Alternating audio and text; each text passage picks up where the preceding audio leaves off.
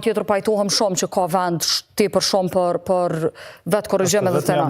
Padit slep janë mjaftueshëm me u shqetësu. A ke informacione në AGK, a ka statistika, a dihet sa? Ka statistika, ngushton që tash se nuk i di sakt sa raste ka ndodhur, po ka statistika, ka disa raste për cilat jemi konsultu vazhdimisht edhe me fluturën. Kemi mbajt si AGK, kemi organizuar dhe trajnime për me pas parasysh ka padit slep, se në plot raste, në plot diskutime ka dalë që njëjtësit e çështja e edukimit medial, njerëzit përfshirë dhe zyrtar nuk është që kanë as informata për padit slep. Edhe nuk e dinë saktësisht çka po i bjen ajo dhe çfarë dëmi mundën me shkaktu. Tash na duhet me fol shumë edhe për këtë temë. Mendoj që duhet sa më vizibile që i bojmë rastet e tilla, sidomos kur fitohen ose nuk shkohen fare në gjykatë, që është më mirë është, sepse ka mënyra me i dekuraju njerëzit me boq ato. Në anën tjetër janë këta zyrtarë që janë shumë zyrtarë ose personat e interesit që janë shumë të nxiton me bo padi slep për shkak të interesave të ndryshme që mundën me i pas. Po të flutura edhe për këtë temë. Natyrisht fluturën se ana shkalojnë, apo para se me kalu të ju që e përmbyllni këtë temë me siguri me dana cilat i posedoni, sepse merrni më specifikisht, zoti Shala, çu e vlerësoni këtë trend që e kemi pasë edhe në zyrën tonë të redaksisë e betimit për drejtësi kanë arritur, por edhe në redaksinë, në fakt edhe në zyrat e IKD-s, vetëm pjesëmarrja në disa debate televizive si duket i ka bërë monitorues të rregullt edhe zyrtarët e pushtetit që ta shohin se cilën fjalë, që të interpretojnë gjestet, durt, fotografitë, emocionet e tjera, për t'i bërë padi slep edhe për ta synuar pra mbylljen e gojës. Raporti i Komisionit Evropian thotë se ka qenë një rast. Mirë, po problematika me gjallës është që në raste konkret nuk kemi ndoshta një database specifike që i evidenton gjitha këto raste për shkak se nuk është vetëm një. Vetëm në IKD vetëm zyret e na janë ndoshta pak të 10. Dhe për shembull, po tash nuk pe di sakt se tash ato rastet e kem në tavolinë, mirë, po ndoshta për 2 vite janë gjithsesi janë 10 raste. Nuk po flasim vetëm për padi, po flasim edhe për ankesa, po flasim për mënyra të ndryshme se si aplikohet slepi. Për shembull, tash ne e patëm një rast tash Zvoni, ku thoshte nuk mjaftonte për argumentim fjala e thënë, sepse fjala e thënë normalisht binte në saktësi të plot, po thoshte gjestet e përdorura gjatë emisionit e kanë lënë atë kuptim. Dhe kjo është haptazi një padi slep. Një tjetër për shembull e kemi që e kemi trajtu, do të nuk po i fort specifika me qenë se është në proces, e kemi trajtu një rast që një person ka qenë i dënuar se e ka shit prunën disa herë, kështu diçka, dhe aktgjykimi ka qenë i vërtetuar dhe ne këtë aktgjykim e kemi treguar në emision dhe ngrit padi thot nuk është e vërtetë që e kam shit disa herë dhe kjo vërtetohet përmes deklaratës time. Ndërsa kishte vendim gjyqësor. Dhe tash kjo dukuria e slepit, kjo ka morë një hovë shumë të madhë edhe për me arsuetu në publik. Për me thonë, po ju kanë akuzu për këtë çështje, për këtë çështje i kum pa ditë.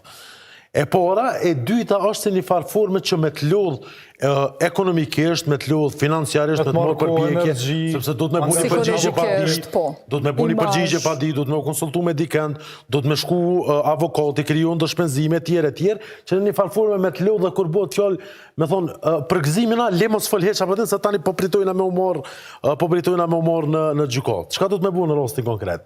Në rastin konkret është shumë e rëndësishme që me u apliku disa prej dispozitave që aktualisht janë në ligjin për procedurën kontestimore, që nuk janë të mjaftueshme në përputhje me direktivën e Bashkimit Evropian. Refuzimi i hershëm është i mundur.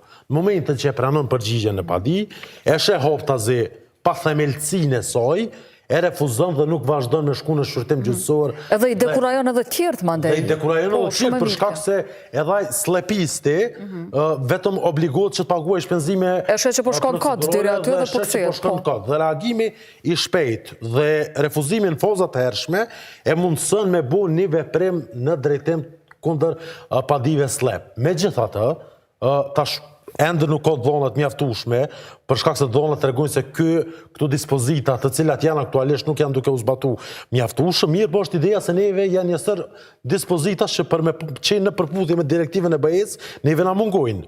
Dhe për këtë arsye definitivisht se duhet me pas edhe legislacion dhe norma të reja në mënyrë që gazetarët, aktivistët e tjerë të mbrohen nga padit slep. Definitivisht se nëse realisht ky trendi padive slep është duke shku shumë më shpejt sa njohurit për slep. Unë menoj se ende nuk është kuptu mjaftueshëm se çka janë padit slep, mirë po numri i tyre çdo ditë është duke shku në rritje sipër. Gjendën Gusari?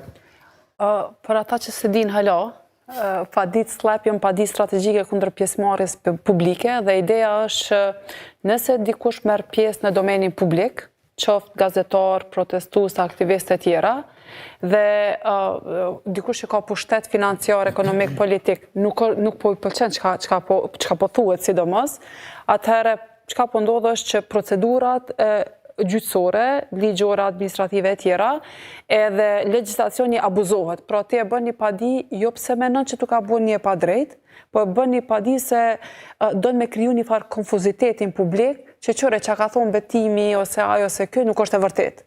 Dhe pasojat pastaj janë që ti dekurajohesh. Ti e përmende sa padi slap janë, unë po them që nuk është më rëndësi shumë numri, sepse te na kemi një shembull që është më kritiku prej krejtve, e kemi shembullin e Shpresa Loshajt. Ka mjaftu një padi mu bo, pastaj 2 sepse dhe Adriatikun e paditën, dhe sot të paktën unë, moj me qenë gabim, jo i përcjellni ma shumë mediat, shumë rol shot dikon të folë për hidrocentrale. Dhe unë besoj që është ndërlidhur me faktin që është bo një padi dhe është kërku 100.000 euro kompenzim dami. Kur folë me dikon qoftën gjyqësor, jurist, avokat, thot, po jo bre thot let lyp sa duanoj, se une në fundit dhe me këna në gjykat e fitojmë rasin. Ideja është që te publiku i gjërë, që nuk e kupton, mu më ka ndodhë vetë, kur këmë shku në deqanë, ma ka bu, nuk folin për hidrocentrale, sepse si kena 100.000 euro. Sepse është për këtyn e publik që ti kimi pagu 100.000 euro. Pra dami, pyetja është çfarë dami shkaktojnë pa dislap, dami është që ti je ma pak i informuar.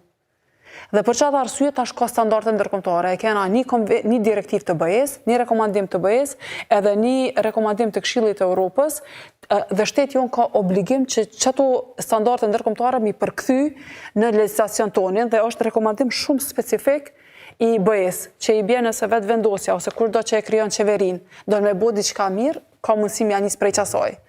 Aspekti pozitiv është që na kena të paktën 5 gjyqtar që janë shumë të familiarizuar me standardet e Këshillit të Evropës edhe të Bashkimit Evropian sa i përket padive slap, dhe unë e kam marrë pjesë në 2 vizita shkëmbimore ku kanë shkëlqy në idenë qyshe kanë se si është dashur me u transpozu ky legislacion në praktik, që normalisht në fund është obligimi i Ministrisë së Drejtësisë.